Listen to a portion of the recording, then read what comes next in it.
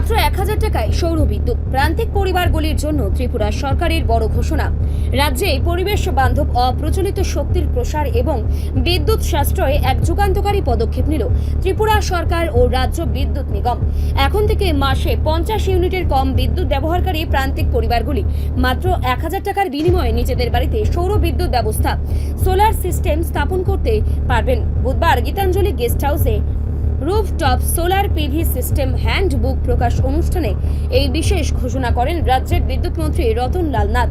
মন্ত্রী জানান, প্রায় 66,000 টাকা মূল্যের এই সৌর বিদ্যুৎ ব্যবস্থাটি প্রথম পর্যায়ে রাজ্যের 1.5 লক্ষ চিহ্নিত পরিবারকে দেওয়া হবে। প্রধানমন্ত্রী সূর্যঘর যোজনার অধীনে রাজ্যে এই সৌর বিপ্লব দ্রুত গতিতে এগোচ্ছে। বর্তমানে 3 কিলোওয়াট পর্যন্ত সোলার সিস্টেমে সরকার মোটা অঙ্কের ভর্তুকি দিচ্ছে।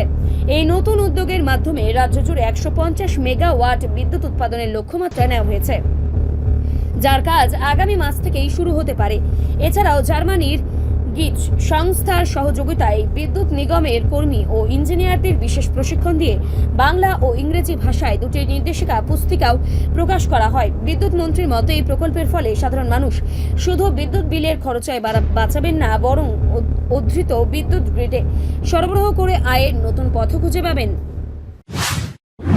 বিল দিতে হতো, এখন উল্টো তারা বিদ্যুতের জন্য পয়সা পাচ্ছে।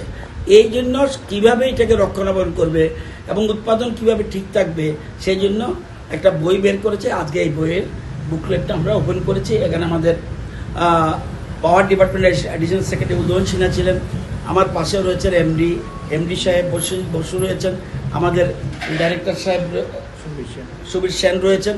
আমরা সবাই মিলে আজকেও সেখানে বইটা যে আমরা বুকলেটটা ওপেন করেছি, সেখানে ব্যাংকের লোক ছিল, ভেন্ডার ছিল, প্রজুমার ছিল, আমাদের ইঞ্জিনিয়াররা ছিল, আরও অনেকে ছিল। আমরা সেটা আজকে করেছি। এই বুকলেটটা এখন ওপেন হয়েছে। এটার মাধ্যমে যারা ট্রেনিংয়ে আসেনি তারাও এদের দ্বারা উপকৃত হবে।